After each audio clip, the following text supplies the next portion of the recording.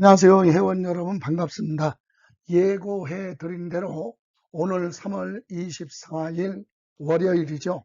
오늘부터 월, 수, 금 기출문제 핵심적인 문제만 골라서 해설 강의 조세 총론서부터 시작을 해서 3월달, 4월달, 5월달까지는 기출문제 해설이 쭉 이어집니다.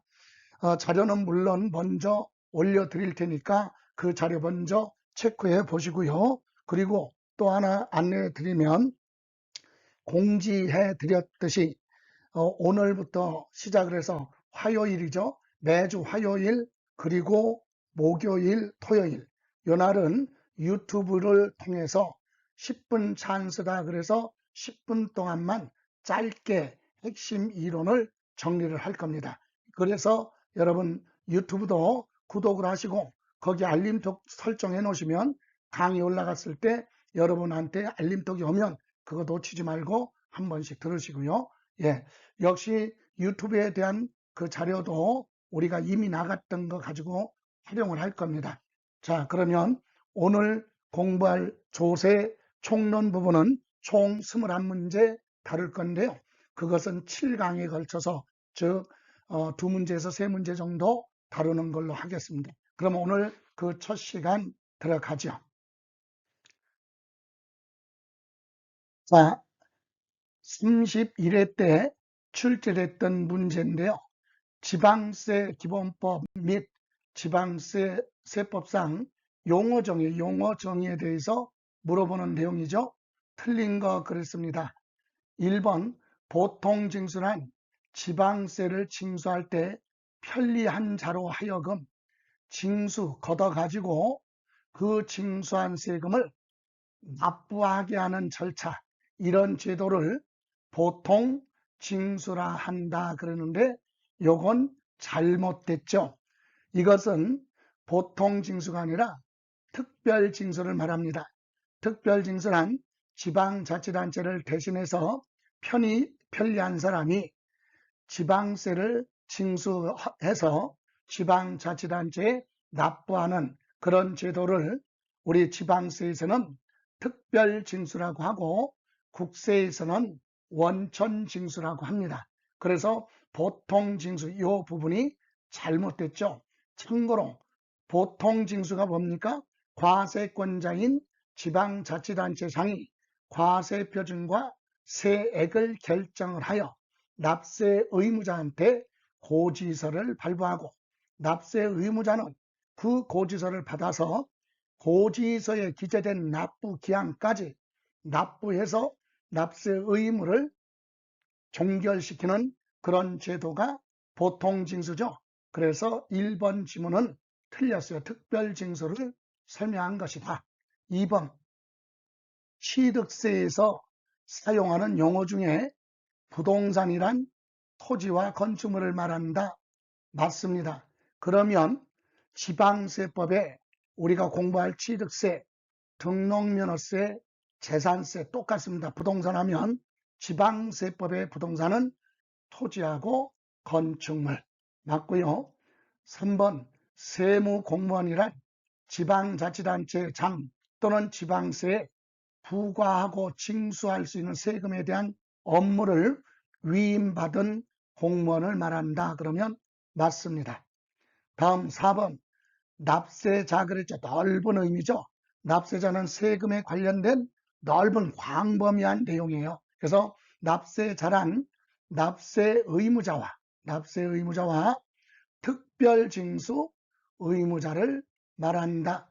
이때 납세의무자에는 연대 납세의무자, 하나의 납세의무에 대해서 두 사람 이상 여러 사람이 공동으로 책임지는 책임 관계를 지는 그런 납세 의무를 연대 납세 의무자라고 하고, 이때 연대 납세 의무자 한 사람이 납세 의무를 만약에 이행을 하면 다른 연대 납세 의무도 소멸되죠. 이렇게 해서 연대 납세 의무자도 납세 의무자 범위에 들어가고 2차 납세 의무자, 본래의 납세 의무자를 대신해서 보충적으로 책임지는 2차 납세 의무자가 있죠. 참고로 2차 납세 의무자는 구체적으로 물어보지는 않지만 해산하는 법인의 청산인이나 또는 비상장 법인의 출자자 또는 무한책임사원 또는 과점주주죠. 상장법인 포함해서 또는 사업을 양수받은 사업 양수인 이런 사람들이 2차 납세 의무자에 해당이 됩니다. 그리고 납세자의 납세 의무자의 체납된 세금이나 또는 체납처분비 등을 보증선 사람을 보증인 이렇게 얘기하죠. 이 사람들은 전부 다 납세 의무자 범위에 들어갑니다. 다만 여기서 우리 참고로 납세 의무자에는 특별징수 의무자는 납세 의무자가 아니에요. 특별징수 의무자는 납세 의무자가 아니지만 납세자 범위에는 포함이 된다는 거 이것도 아울러 이해하시기 바랍니다. 그러니까 다시 한번 말씀드리면 납세자는 납세 의무자와 특별징수 의무자를 얘기합니다. 근데 특별징수 의무자는 자기 세금 내는 것이 아니기 때문에 납세 의무자 범위에는 들어가지 않는다는 거.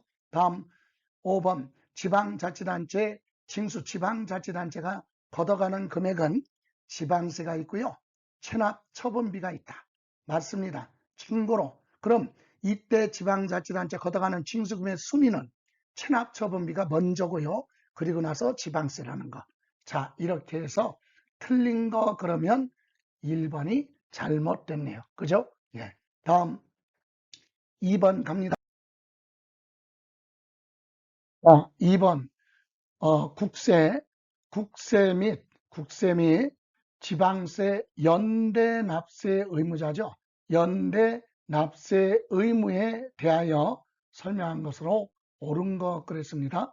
공동주택의 공유물에 관계된 지방자치단체 징수금은 공유자가 연대하여 납부할 의무를 진다 그러면 틀렸습니다. 왜 틀렸느냐? 공동주택에 대해서는 연대 납세 의무가 없습니다. 다음 2번 공동으로 소유한 재산에 대한 양도소득금액 계산할 때 양도차익에서 장기보유 특별공제까지 하면 소득금액 나오잖아요. 그때 공동소유 재산은 공동소유자가 양도소득세에 연대하여 납세 의무를 진다. 틀렸죠. 왜 틀렸습니까? 자기 지분만큼 양도소득금액 나오면 거기서 지분별로 나눠서 각각 기본공제 250만원에서 과세표준 각각이죠. 그래서 연대 납세 의무 없습니다. 각각 자기 지분만큼 나눠서 납세 의무를 지죠. 3번 공동사업에 관한 소득금액 계산할 때 주된 공동사업자에게 합산되는 경우를 제외하고 공동사업자가 그 종합소득세를 연대하여 납부할 의무를 진다. 틀렸습니다. 공동사업자별로 각각이죠. 공동사업자별로 각각 납세 의무를 지는 거지 연대 납세 의무 없습니다. 4번 상속으로 인하여 단독주택을 상속인이 공동으로 취득하는 경우 상속인 각자가 상속받은 취득 물건을 취득한 걸로 보고 공동 상속인이 그 취득세를 연대하여 납부할 의무를 진다 그러면 맞습니다. 상속받은 재산은 상속인 각자가 취득한 걸로 보고 납세 의무를 지는데 공동으로 상속받았다면 연대 납세 의무를 지죠. 다음 5번 어느 연대 납세 의무자에 대하여 소멸시효가 완성이 됐어요. 소멸시효가 완성되면 납세 의무가 소멸됩니다. 그죠? 그러면 연대 납세 의무자 중에 한 사람의 납세 의무가 소멸시효로 완성이 됐으면 그 사람의 납세 의무는 없어졌기 때문에 다른 연대 납세 의무자 입장에서 볼 때는 세 부담이 그만큼 감소가 되죠. 그러니까 아무런 영향을 주지 않는다, 미치지 않는다 그랬는데 요건 틀렸어요. 왜? 다른 연대 납세 의무자의 세 부담이 그만큼 줄어드는 거죠. 그래서 영향을 주는 겁니다. 자, 이렇게 해서 틀린 부분은 1번이 올바른 건 4번이 되겠습니다. 네. 오늘 고생하셨고요. 한 주 시작되는 첫날 활기차게 시작하자는 의미에서 오래간만에 화이팅하고 시작하죠. 자, 다 같이 준비되셨죠? 다 같이 화이팅! 네, 지금까지 김성래였습니다.